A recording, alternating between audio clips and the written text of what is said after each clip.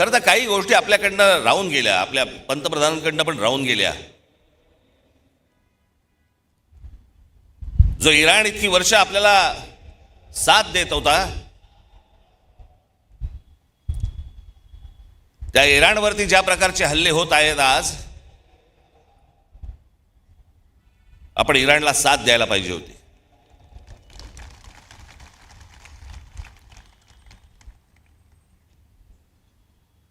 या देशामध्ये येणारं सगळं बरचसं तेल हे इराणमध्ये येतं, ते आपल्याला रुपयामध्ये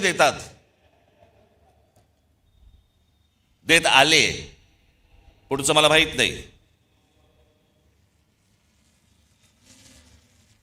पण खामेनी गेल्यानंतर देखील आपल्या देशाच्या पंतप्रधानांनी कुठचंही निषेधाचं एक स्टेटमेंटही काढलं नाही, हल्ल्यावरती कुठचं स्टेटमेंट काढलं नाही. जो देश आजपर्यंत जम्मू काश्मीरच्या प्रश्नावरती देखील आपल्याला पाठिंबा देत आला, भारताला पाठिंबा देत आला, त्यांच्या मागे आपण आज अडचणीच्या काळामध्ये उभे राहिलो नाही, याचा त्रास निश्चित भविष्यात होणार आपल्याला.